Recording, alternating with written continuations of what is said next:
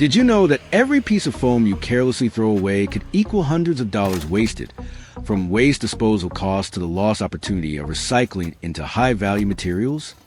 Foam pieces from TV packages, electronic goods, or even those discarded by others all hold incredible potential. So instead of just find this idea interesting, don't forget to hit the like button and subscribe into something so you won't miss more creative ways to turn everyday waste exactly how to turn what looks like waste into real value. First, let's prepare the foam in the grinder. We'll break the foam into smaller pieces so it can fit inside the machine more easily. Then, we'll run it through the grinder to shred the foam into tiny fragments, which will be the raw material for our next steps.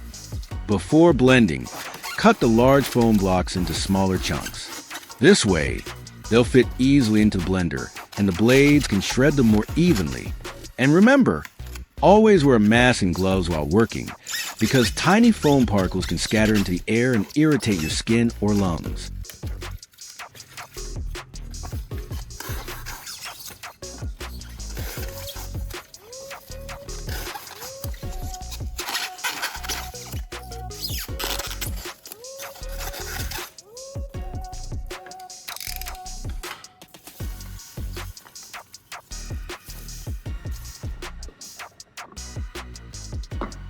Now it's time to start blending. Put the foam chunks into the blender, close the lid tightly, and turn it on.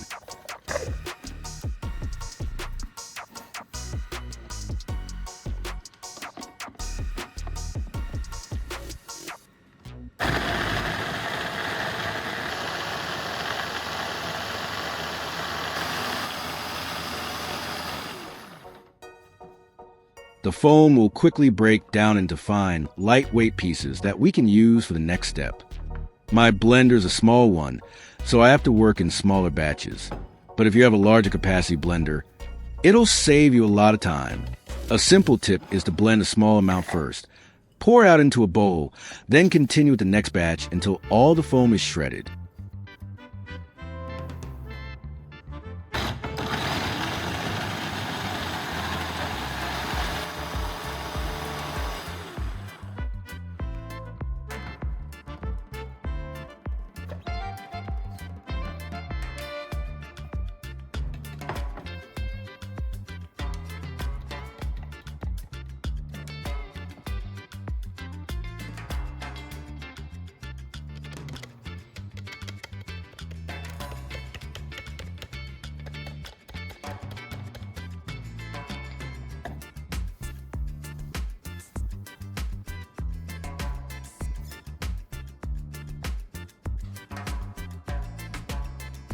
After finishing the blending, I'll move on to preparing the other materials.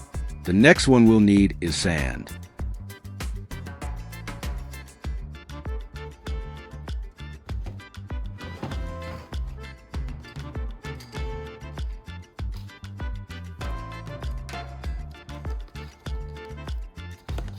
Since the sand often contains tiny gravel and small stones, the first step is to sift it. By filtering the sand through a mesh or strainer, we can remove the unwanted particles and get fine, clean sand. This will make the final mixture smoother and easier to work with.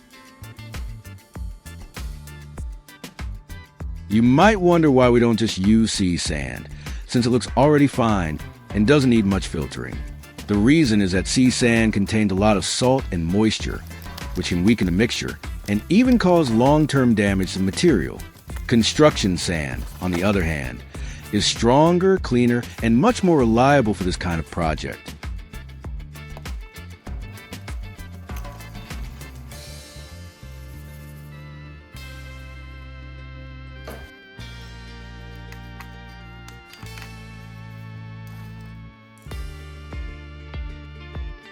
Next, let's move on to cement. Cement is the key ingredient that acts like glue. It binds the foam and sand together, giving our mixture strength and durability. Here, I'll take a portion of the shredded foam to use for our mixture.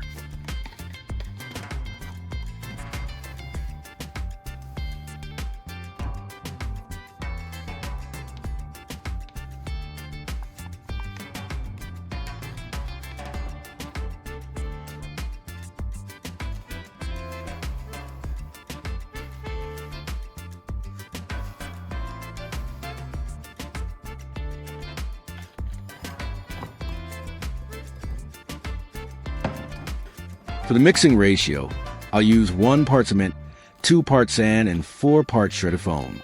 This balance keeps the mixture light while still giving it enough strength. With these ingredients, I can create lightweight concrete, strong enough for use, yet much lighter than regular concrete.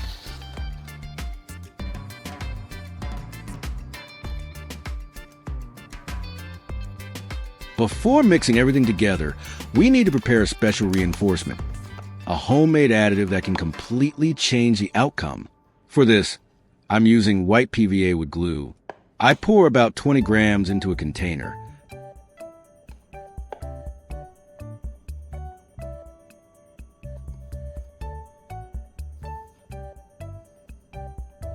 Then add clean water.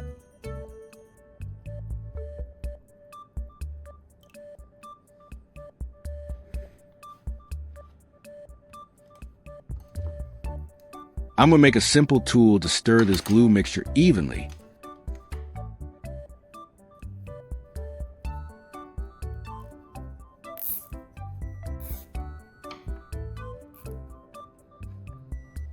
Please hit the like button and subscribe to my channel to watch more interesting videos. Your support is our biggest motivation to make better videos.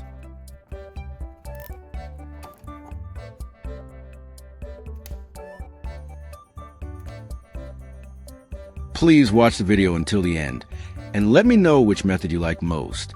I look forward to hearing from you.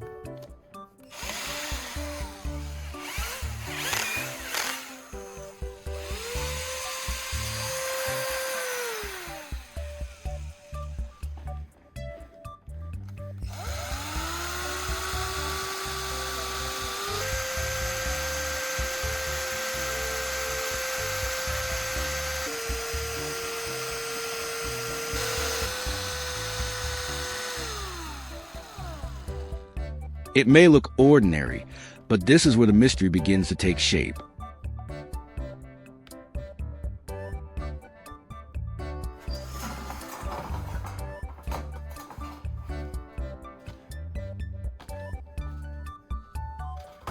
Now that the additive is ready, it's time to move on to the main part, mixing everything together. We'll combine the cement, sand, shredded foam, and our special glue mixture to create lightweight concrete. First, I spread the sand out on a clean, solid surface that's easy to work on, making sure nothing gets lost. Next, I add the cement on top of the sand and mix them together first. This helps the two materials blend evenly before adding anything else.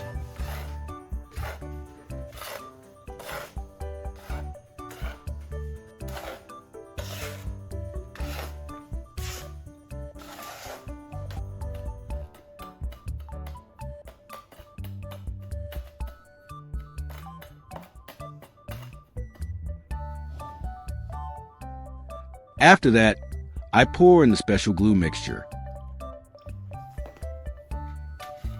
As I start mixing, the texture changes.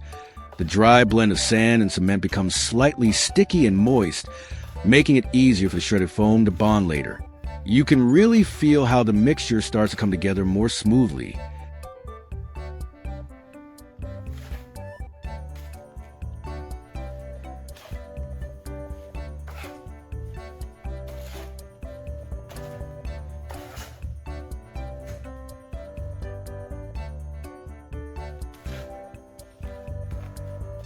When mixing, it's best to first combine the cement, sand, and water into a slurry. Then, gradually add the foam bit by bit, mixing it in slowly.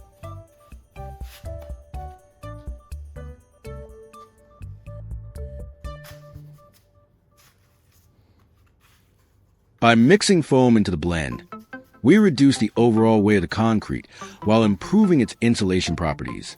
This lightweight concrete can be used for non-load-bearing walls, soundproofing panels, or even as a filler material where strength isn't the main requirement but lightness and insulation matter. This type is mainly used for partition walls and roof insulation layers, not for load-bearing structures.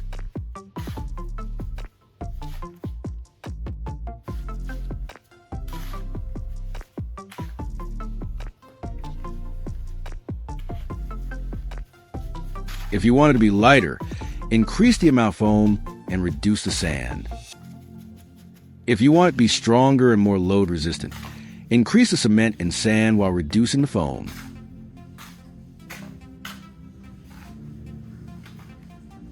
After mixing is done, prepare a mold or box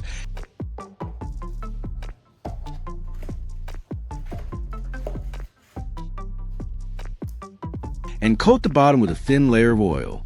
This will keep the concrete from sticking and make it easier to remove later.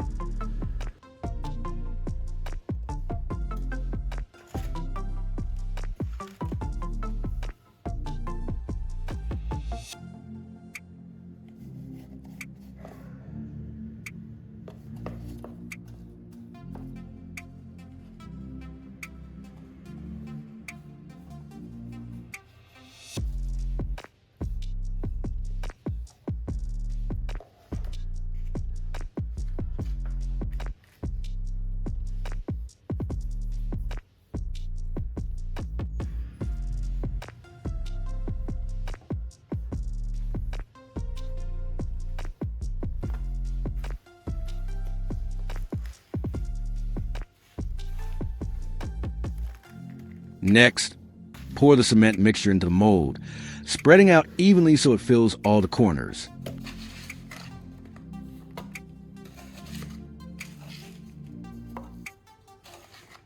Then gently press or tamp it down to remove air pockets and make the surface more solid and smooth.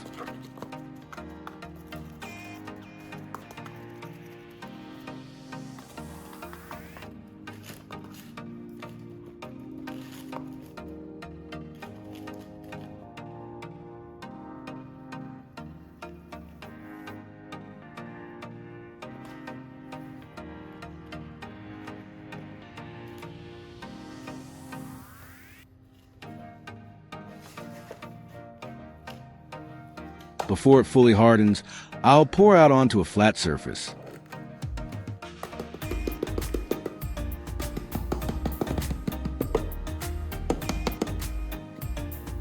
This way it can spread evenly and form a smoother slab as it dries. Handling the block after pressing is simple, but requires care to ensure a solid and well-finished brick. Once the concrete has been fully compacted in the mold, it should be removed carefully, avoiding sudden movements that could cause cracks or warping. Right after that, the brick should be stored in a well-ventilated area, protected from direct rain, and kept on a flat surface.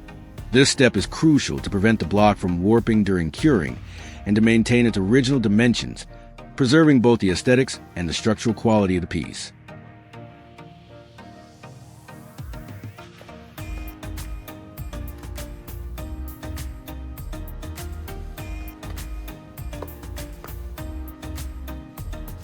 During this period, it's important to keep the block moist every day.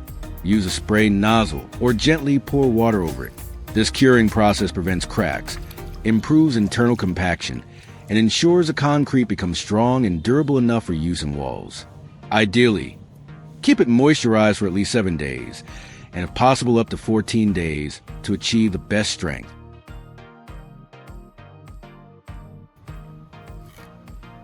After 3 days, it already looks drier, so now I'm going to weigh it and see the result.